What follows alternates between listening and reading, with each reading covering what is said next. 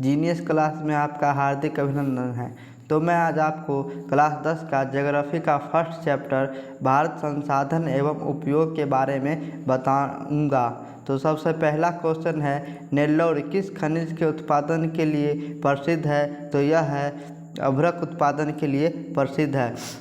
Johannesburg में कौन सा पृथ्वी सम्मेलन आयोजित किया गया था? तो जोहान्सबर्ग में तृतीय पृथ्वी सम्मेलन को आयोजित किया गया था।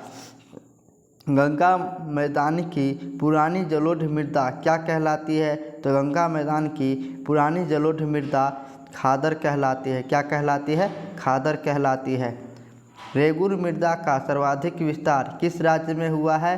तो रेगुर मृदा का सर्वाधिक विस्तार महाराष्ट्र में हुआ है। लोहे की मात्रा अधिक होने के कारण कौन सी मृदा अनुवर्र हो जाती है? तो लोहे की मात्रा अधिक होने के कारण लेटेराइट मृदा अनुवर्र रह जाती है। उसके बाद है, ब्रह्मपुत्र नदी तिब्बत में किस नाम से जानी जाती है? तो ब्रह्मपुत्र नदी को तिब्बत में सांगपो के नाम से जाने जाते हैं। कौन सा ऑप्शन होगा? तो इसका ऑप्शन नंबर बी होगा। अब है, भारत की सबसे बड़ी कृत्रिम झील कौन सी है? तो भारत की सबसे बड़ी कृत्रिम झील ऑप्शन बी हो जाएगा, पंत सागर झील है। उसके बाद सरिस्का वन्यजीव अभ्यारण्य कहाँ स्थित है? तो सरिस्का वन्यजीव अभ्यारण्य ऑप्शन नंबर सी राजस्थान में स्थित है। उसके बाद है, यूनेस्को द्वारा भारत के कितने जैवमंडल आरक्षित किया गया है? या यूनेस्को द्वारा भारत के कितने जैवमंडल आरक्षित क्षेत्रों को भारत में मान्यता दी गई है? तो यह 12 जैवमंडल आरक्षित क्षेत्रों को भारत में मान्यता दी गई है। उसके बाद क्वेश्चन नंबर 10 है, बागमती परियोजना कहाँ स्थित है? तो बागमती परियोजना ऑप्शन नंबर बी दरभंगा में स्थित है। बिहार के दरभंगा जिला में स्थित है। कौन सी परियोजना? बागमती परियोजना। उसके बाद है, भारत के किस राज्य में मोनाजाइट प्रचुरता में पाया जाता है? तो यह है ऑप्शन नंबर सी इसका ऑप्शन नंबर सी हो जाएगा अंकलेश्वर में पाया जाता है। उसके बाद है, निम्न तेल उत्पादक क्षेत्रों में कौन गुजरात में स्थित है? तो इसका ऑप्शन नंबर सी हो जाएगा। उसके बाद है, भारत की सबसे पुरानी तेल शोधन इकाई कौन सी है? तो भारत में सबसे पुरानी तेल शोधन इकाई डिगबोई है। असम के राज्य में स्थित डिगबोई है। उसके बाद है, कोयला किस प्रकार का संसाधन है? तो कोयला किस प्रकार का संसाधन है? तो कोयला है नवीकरणीय संसाधन। कौन सी है? नवीकरणीय संसाधन। उसके बाद है, सौर ऊर्जा निम्नलिखित में से कौन सा संसाधन है? तो सौर ऊर्जा है पुनः प्रतियोगी संसाधन। कौन है? पुनः पूर्ति योग्य संसाधन है। उसके बाद है, तटरेखा से कितने किलोमीटर क्षेत्र की सीमा अपवर्जक क्षेत्र कहलाते हैं? तो इसका ऑप्शन नंबर बी हो जाएगा, 200 किलोमीटर है जो तटरेखा से जो अपवर्जक क्षेत्र कहलाती है। उसके बाद है, डाकू की अर्थव्यवस्था का संबंध किससे है? तो डाकू की अर्थव्यवस्था का संबंध संसाधन के विदोहन से संबंधित है। उसके बाद है, क्वेश्चन नंबर 18, समुद्री क्षेत्र में राजनीतिक सीमा के कितनी किलोमीटर क्षेत्र तक संपदा निहित है? तो इसका ऑप्शन नंबर डी हो जाएगा, 19.2 किलोमीटर। उसके बाद है, क्वेश्चन नंबर 20 है, पेट्रोलियम किस प्रकार का संसाधन है? तो पेट्रोलियम हो जाएगा, ये हो जाएगा ऑप्शन नंबर डी अजैव संसाधन। कौन हो जाएगा? अजैव संसाधन। उसके बाद क्वेश्चन नंबर 21 है, काली मृदा का दूसरा नाम क्या है? काली मृदा का दूसरा नाम रेगुर मृदा है। काली मृदा का दूसरा नाम क्या है? रेगुर मृदा। उसके बाद है, मरुस्थलीय मृदा का विस्तार निम्न में से कहाँ स्थित है? तो यह है मरुस्थलीय मृदा का विस्तार राजस्थान में स्थित है। उसके बाद है सोपानी कृषि किस राज्य में प्रचलित है? तो सोपानी कृषि है यह उत्तराखंड में प्रचलित है। पंजाब में भूमि निम्नीकरण का मुख्य कारक क्या है? तो ये है भूमि निम्नीकरण के लिए अधिक सिंचाई है जो प्रमुख कारण है। उसके बाद है कौन सी मिट्टी कपास की खेती के लिए सर्वोत्तम मानी जाती है? तो ये हो जाएगा काली मिट्टी है जो कपास की खेती के लिए सर्वोत्तम माना जाता है। उसके बाद भारत में लगभग कितने करोड़ हेक्टेयर भूमि का क्षरण हो चुका है? तो इसका ऑप्शन नंबर सी हो जाएगा 13 करोड़ हेक्टेयर है जो भूमि का क्षरण हो चुका है। उसके बाद क्वेश्चन नंबर 27 है मेढक के प्रजनन को नष्ट करने वाला रसायन कौन सा है? मेढक को प्रजनन को नष्ट करने वाला रसायन एड्रीन है। कौन सा है? एड्रीन। उसके बाद क्वेश्चन नंबर 28 है देश के बांधों को किसने भारत का मंदिर कहा था? तो ये हो जाएगा ये पंडित जवाहरलाल नेहरू है जो देश के बांधों को भारत का मंदिर कहा था। उसके बाद है कुल जल का कितना प्रतिशत भाग महासागरों में निहित है? तो इसका ऑप्शन नंबर डी हो जाएगा 95.5% है जो महासागरों में स्थित है कुल जल का। उसके बाद क्वेश्चन नंबर 30 है विद्युत क्षेत्र में जल की उपस्थिति के कारण ही पृथ्वी को कहते हैं क्या कहते हैं? तो विद्युत क्षेत्र में जल की उपस्थिति के कारण पृथ्वी को हम नीला ग्रह कहते हैं। कौन सा ग्रह कहते हैं? नीला ग्रह कहते हैं। बिहार में अति जल दोहन से किस तत्व का संकेंद्रण बढ़ा है? बिहार में अति जल दोहन से किस तत्व का संकेंद्रण बढ़ा है? तो ये बढ़ा है आर्सेनिक का। किसका बढ़ा है? आर्सेनिक का। उसके बाद प्राणियों के शरीर में कितना प्रतिशत जल की मात्रा पाया जाता है? तो ये है 65% प्राणियों के शरीर में जल की मात्रा पाई जाती है। उसके बाद है विश्व की कितने प्रतिशत जनसंख्या भारत में निवास करता है? तो ये है ऑप्शन नंबर ए 16% है विश्व की जनसंख्या के भारत में यह निवास करती है। उसके बाद क्वेश्चन नंबर 34 है निम्न में से कौन बिहार की प्रमुख नदी घाटी परियोजना है? बिहार की प्रमुख नदी घाटी परियोजना कौन सी है? तो बिहार की प्रमुख नदी घाटी परियोजना है सोन नदी घाटी परियोजना। कहाँ है? सोन नदी घाटी परियोजना बिहार में है। भारत में 2001 में कितने प्रतिशत भौगोलिक क्षेत्र में वन का विस्तार किया गया है? तो ये है ऑप्शन नंबर बी 19.27 है जो वन का विस्तार किया गया है। उसके बाद क्वेश्चन नंबर 36 है वन स्थिति रिपोर्ट 2005 के अनुसार भारत में वन का विस्तार क्या है? तो ये है 20.60%। 20.60% 2005 के अनुसार भारत में वन का विस्तार है। उसके बाद क्वेश्चन नंबर 37 है बिहार में कितने प्रतिशत भौगोलिक क्षेत्र में वन का फैलाव है? तो ये है 7.1% जो बिहार में वन का फैलाव है। उसके बाद क्वेश्चन नंबर है 38 पूर्वोत्तर राज्यों के 188 आदिवासी जिलों में देश के कुल कितने क्षेत्र वन का प्रतिशत है? तो ये है ऑप्शन नंबर डी 60 से 11% है वो जो आदिवासी है। उसके बाद क्वेश्चन नंबर 39 है भारत में किस राज्य में वन का सबसे अधिक विस्तार है? भारत के किस राज्य में वन का सबसे अधिक विस्तार है? तो ये है मध्य प्रदेश में वन का सबसे अधिक विस्तार। उसके बाद क्वेश्चन नंबर 40 है वन संरक्षण एवं प्रबंधन की दृष्टि से वनों को वर्गीकृत किया गया है।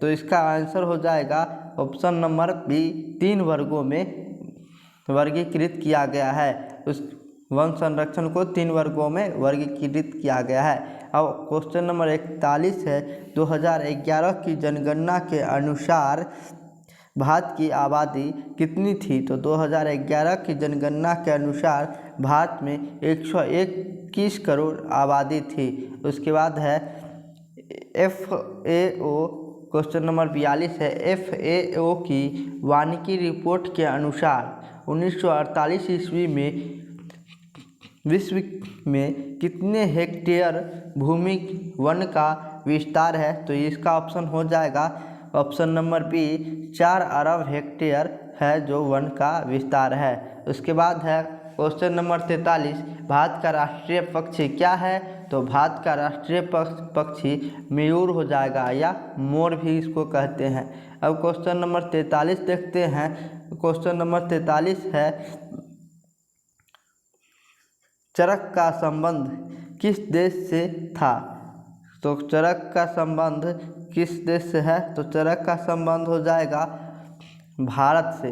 चरक का संबंध भारत से था। उसके बाद है टैक्सोल का उपयोग होता है। तो टैक्सोल का उपयोग कहाँ होता है? तो टैक्सोल का उपयोग कैंसर में किया जाता है। उसके बाद क्वेश्चन नंबर 46 है, विश्व पर्यावरण दिवस कब मनाया जाता है? तो विश्व पर्यावरण दिवस 5 जून को मनाया जाता है। उसके बाद क्वेश्चन नंबर 47 है, संविधान की धारा 21 किससे संबंधित है? तो यह है वन्य जीवों तथा प्राकृतिक संसाधनों के संरक्षण।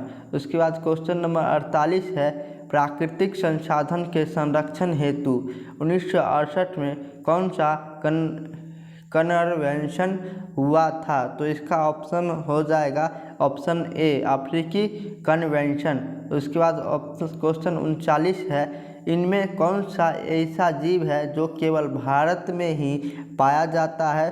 तो इसका हो जाएगा डॉल्फिन। डॉल्फिन है जो केवल भारत में ही पाया जाता है। उसके बाद क्वेश्चन नंबर 50 है, किस खनिज को उद्योगों की जननी कहा गया है? तो इसको कहा गया है हेमेटाइट।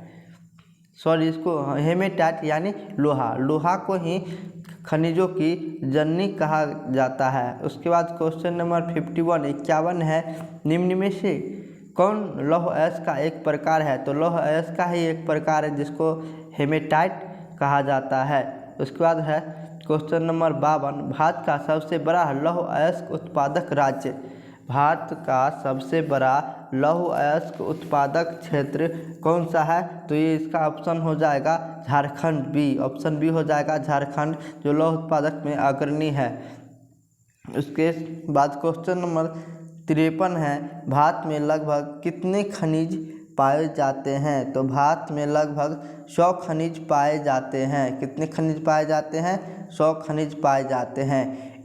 उसके बाद है, इनमें से कौन लौह युक्त खनिज का एक उदाहरण है? तो कौन है लौह युक्त खनिज का एक उदाहरण?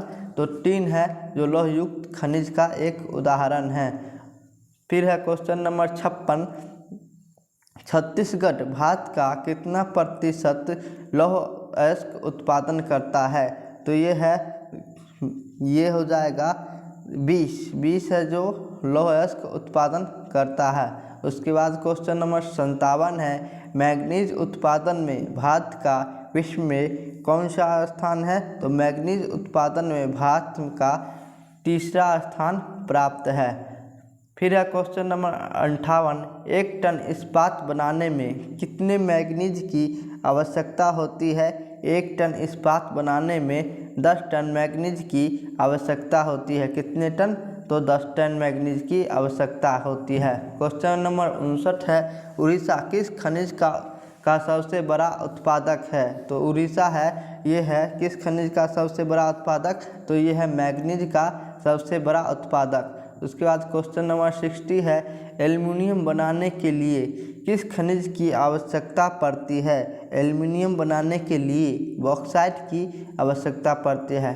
किस की आवश्यकता पड़ती है? तो बॉक्साइट की आवश्यकता पड़ती है। देश में तांबे का कुल भंडार कितना है? तो देश में तांबे का कुल भंडार 125 करोड़ टन है। कितना है? तो 125 करोड़ टन है। उसके बाद क्वेश्चन नंबर हो जाएगा 62। तो 62 क्वेश्चन नंबर क्या है? तो आइए हम देखते हैं 62 क्वेश्चन नंबर क्या है। तो 62 है, बिहार झारखंड में देश का कितना प्रतिशत अभ्रक उत्पादन करता है? बिहार और झारखंड देश का कितना प्रतिशत अभ्रक का उत्पादन करता है? तो 80% बिहार और झारखंड से अभ्रक का उत्पादन होता है। उसके बाद है सीमेंट उद्योग का सबसे प्रमुख कच्चा माल क्या है? तो सीमेंट उद्योग का सबसे प्रमुख कच्चा माल हो जाएगा चूना पत्थर। क्या हो जाएगा? चूना पत्थर। उसके बाद है किस राज्य में खनिज तेल का विशाल भंडार है? तो ये हो जाएगा ऑप्शन नंबर ए, असम में हो जाएगा खनिज तेल का सबसे बड़ा विशाल भंडार। उसके बाद है भारत में किस स्थान पर पहला परमाणु ऊर्जा स्टेशन स्थापित किया गया था? तो ये किया गया था तारापुर में। तारापुर में सबसे पहला परमाणु ऊर्जा स्टेशन स्थापित किया गया था। उसके बाद है कौन सा ऊर्जा स्रोत और नवीकरणीय है? यानी कौन सा ऊर्जा स्रोत है जो और नवीकरणीय है? तो ये हो जाएगा कोयला है जो और नवीकरणीय है। उसके बाद है प्राथमिक ऊर्जा का उदाहरण नहीं है, यानी प्राथमिक ऊर्जा का उदाहरण इनमें से कौन सा नहीं है? तो पेट्रोलियम है जो ये प्राथमिक ऊर्जा का उदाहरण नहीं है। उसके बाद है ऊर्जा का गैर पारंपरिक स्रोत क्या है? ऊर्जा का गैर पारंपरिक स्रोत क्या है? तो ऊर्जा का गैर परंपरागत स्रोत हो जाएगा सौर ऊर्जा। उसके बाद है गोंडवाना समूह के कोयले का निर्माण कब हुआ? यानी गोंडवाना समूह में कोयले का निर्माण कब हुआ? तो गोंडवाना समूह में कोयले का निर्माण 20 करोड़ वर्ष पूर्व हुआ। कितना? तो 20 करोड़ वर्ष पूर्व हुआ। उसके बाद है भारत में कोयले का सर्वप्रमुख उत्पादक राज्य कौन सा है? यानी भारत में कोयले का सर्वप्रमुख यानी सबसे ज़्यादा कोयले का उत्पादक कौन सा है? तो इसका हो जाएगा झारखंड। झारखंड में सबसे ज़्यादा कोयले पाया जाता है। सर्वोत्तम कोयले का प्रकार कौन सा है? सबसे ज़्यादा कोयले कौन सा पाया जाता है? तो ये पाया जाता है एंथ्रासाइट। सबसे अच्छा किस्म का कोयला है एंथ्रासाइट जो पाया जाता है। मुंबई हाई क्यों प्रसिद्ध है? तो मुंबई हाई तेल शोधन कारखाने के लिए प्रसिद्ध है। किसके लिए प्रसिद्ध है? तो तेल शोधन कारखानाओं के लिए प्रसिद्ध है। उसके बाद क्वेश्चन नंबर 73 है भारत का प्रथम तेल शोधक कारखाना कहाँ स्थापित किया गया था? तो भारत का प्रथम तेल शोधक कारखाना ये जो स्थापित किया गया था ये स्थापित किया गया था डिगबोई में। कहाँ किया गया था? डिगबोई। तो आपसे एक क्वेश्चन है डिगबोई किस राज्य में पड़ता है? इसका आंसर कमेंट में करके बताना है कि डिगबोई किस राज्य में है। उसके बाद है क्वेश्चन नंबर 74 प्राकृतिक गैस किस खनिज के साथ पाया जाता है? प्राकृतिक गैस किस खनिज के साथ पाया जाता है? तो प्राकृतिक गैस ऑप्शन नंबर बी है पेट्रोलियम के साथ पाया जाता है। किसके साथ पाया जाता है?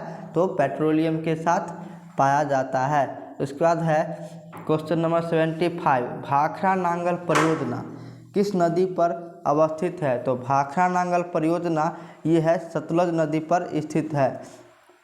उसके बाद क्वेश्चन नंबर 76 है दक्षिण भारत की सबसे बड़ी नदी घाटी परियोजना कौन सी है? तो दक्षिण भारत की सबसे बड़ी नदी घाटी परियोजना तुंगभद्रा परियोजना है। कौन सी परियोजना है?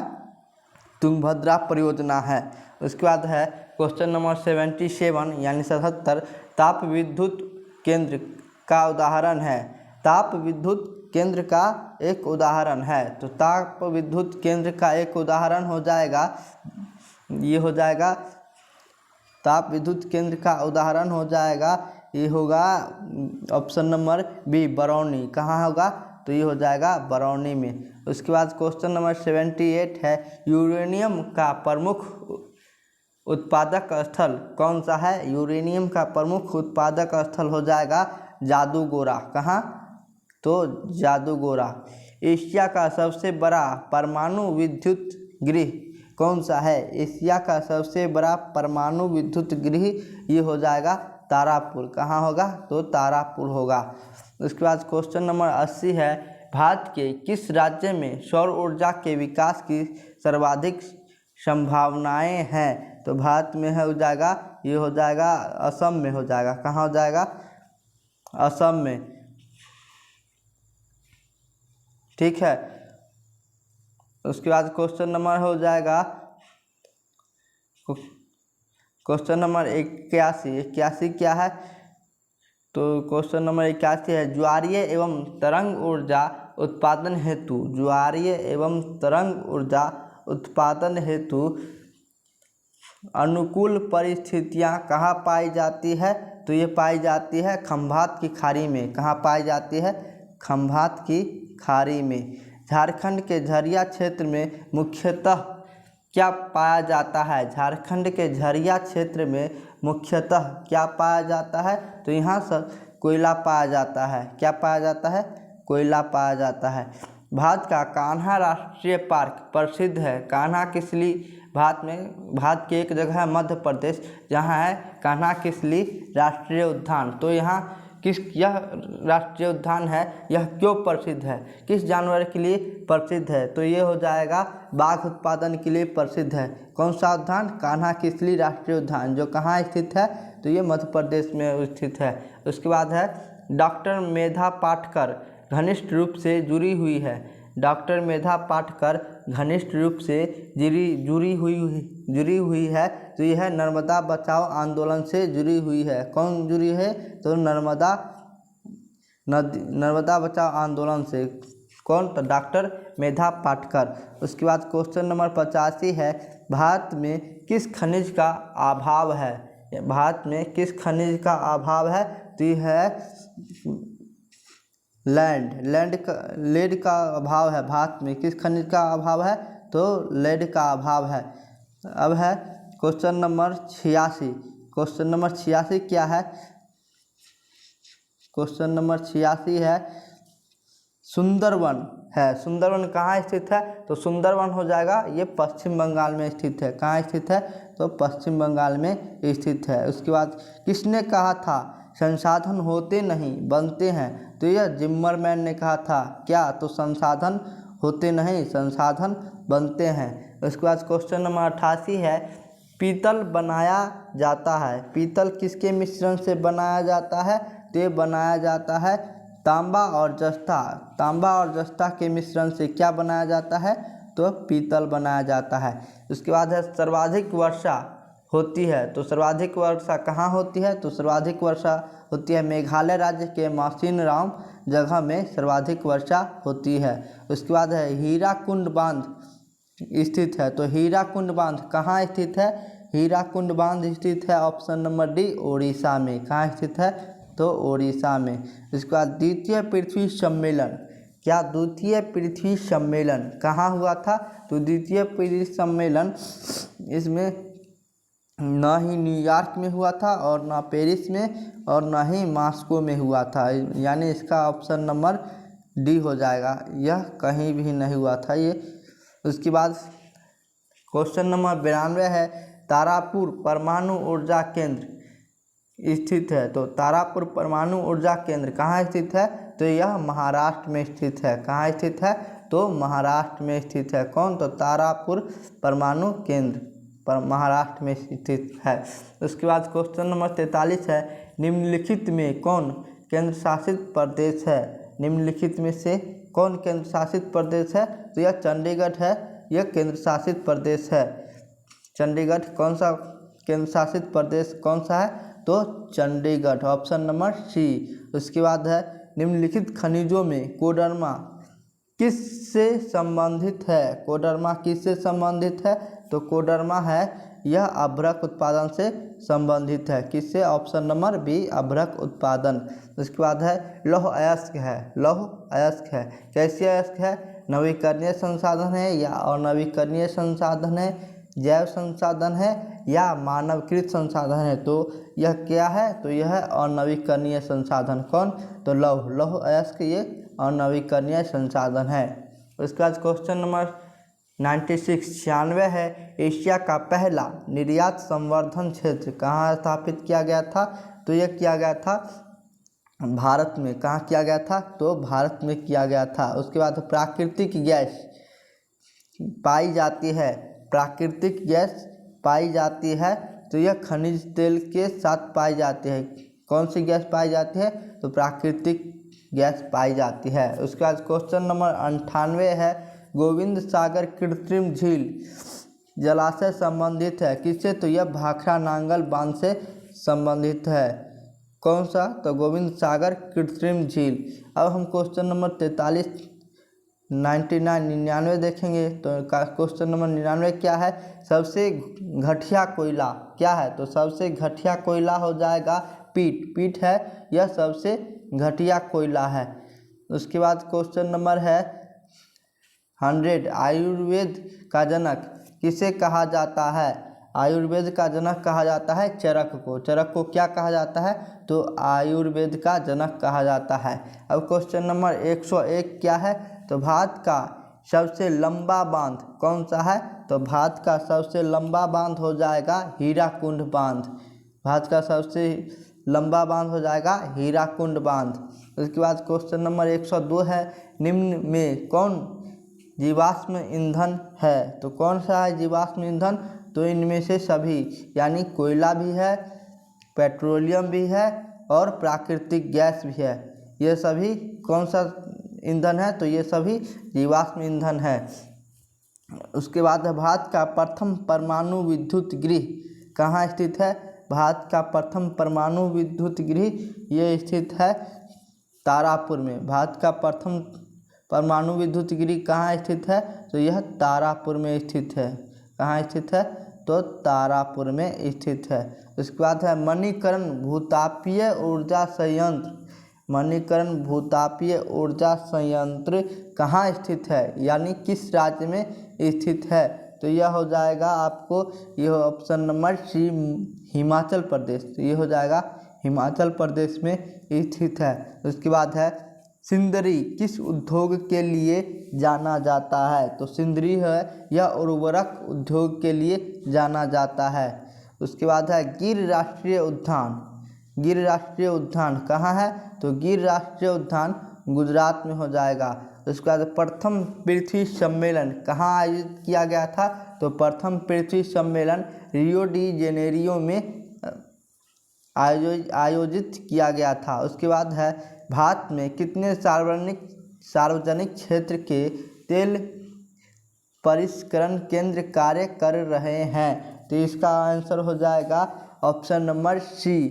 कितना? तो 18 क्षेत्र है जो तेल परिष्करण केंद्र कार्य कर रहे हैं। कहाँ? तो ये भारत में कर रहे हैं। उसके बाद क्वेश्चन नंबर 9 है हीराकुंड परियोजना। हीराकुंड परियोजना किस नदी पर स्थित है? तो यह हो जाएगा महानदी पर स्थित है। कौन सी परियोजना? तो हीराकुंड परियोजना। और यह किस राज्य में है? तो यह उड़ीसा राज्य में स्थित है। उसके बाद क्वेश्चन नंबर 110 है भारत में सबसे बड़ा मानव निर्मित जलाशय कौन सा है? तो ये हो जाएगा option number C Govind Ballabh Pant Sagar जो है यह मानव निर्मित जलाशय है। उसके बाद है नंदा देवी राष्ट्रीय उद्यान कहाँ स्थित है? तो यह नंदा देवी राष्ट्रीय उद्यान उत्तराखंड में स्थित है। कहाँ स्थित है? उत्तराखंड में स्थित है। उसके बाद है क्वेश्चन नंबर 112 बॉक्साइट का सबसे बड़ा उत्पादक राज्य कौन सा है? तो यह हो जाएगा बॉक्साइट का सबसे बड़ा उत्पादक राज्य उड़ीसा। कौन सा है? उड़ीसा।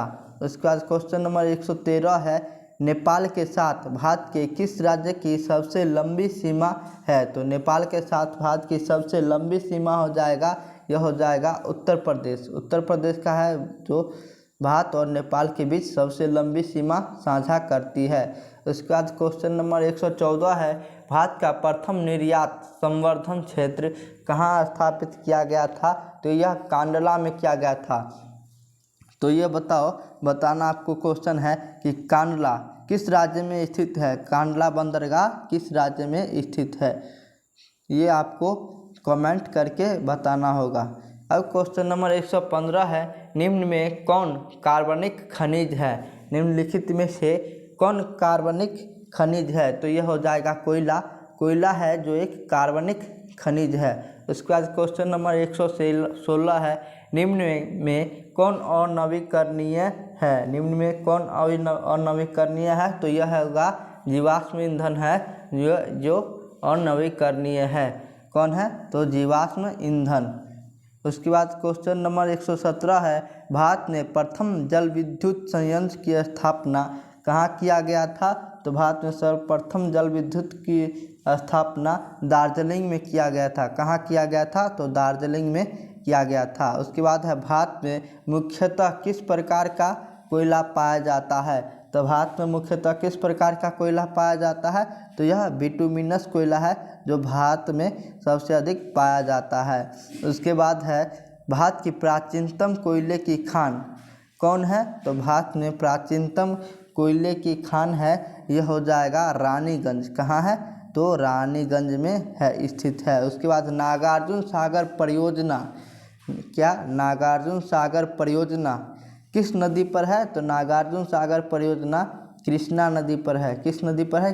कृष्णा नदी पर है। उसके बाद निम्न में कौन अजैव संसाधन का उदाहरण है? तो निम्नलिखित में से कौन है जो अजैव संसाधन का उदाहरण है? तो यह हो जाएगा खनिज है जो अजैव संसाधन का उदाहरण है। उसके बाद है, द्वितीय पृथ्वी सम्मेलन कहाँ आयोजित किया गया था?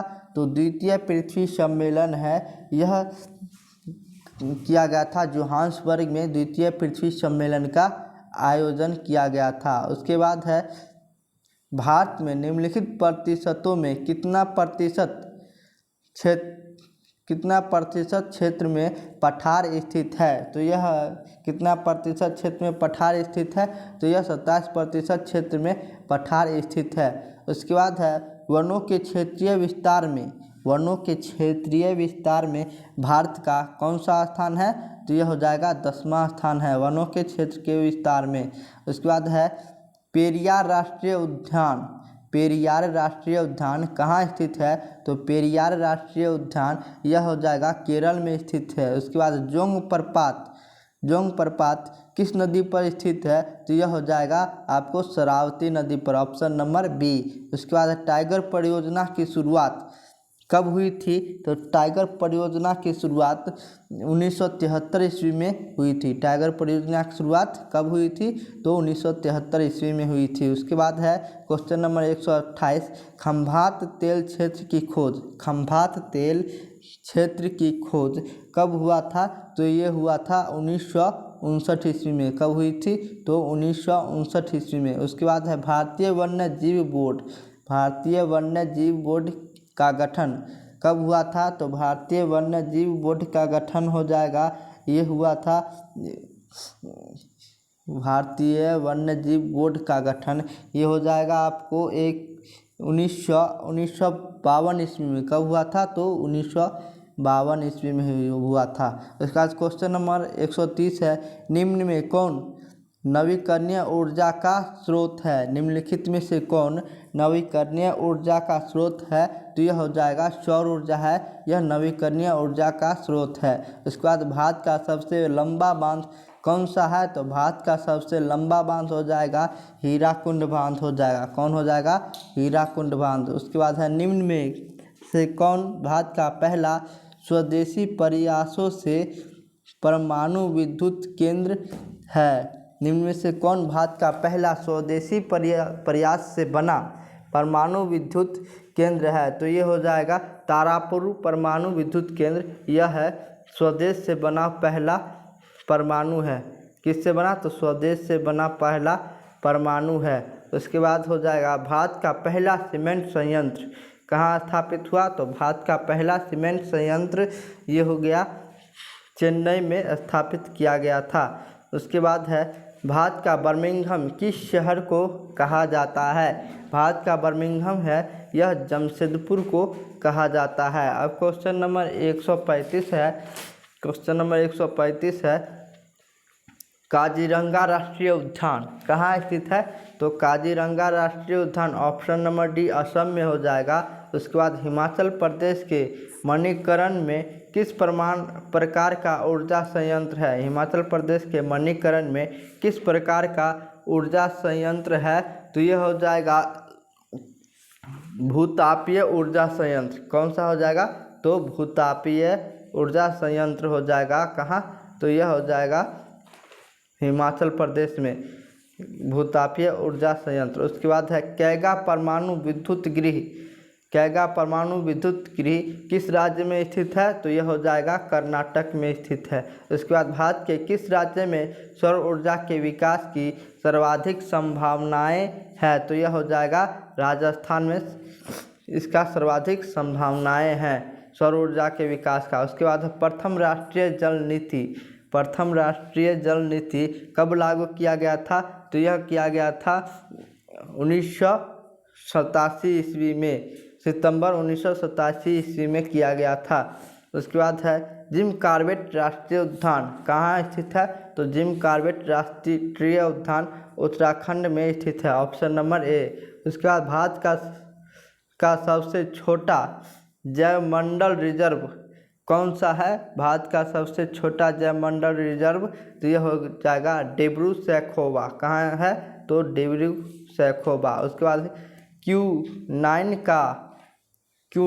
का उपयोग किसमें होता है? तो Q9 हो जाएगा या फिर Q9, इसको दो तरह से घुमा के पूछा जाता है, इसलिए यह इम्पोर्टेंट क्वेश्चन है। Q9 का उपयोग होता है तो Q9 का उपयोग हो जाएगा आपको, ये हो जाएगा मलेरिया के उपयोग में Q9 का प्रयोग करते हैं। उसके बाद कृष्णाराज सागर बांध किस नदी पर बना है? कृष्णाराज सागर बांध हो जाएगा, यह हो जाएगा कावेरी नदी पर बना हुआ है।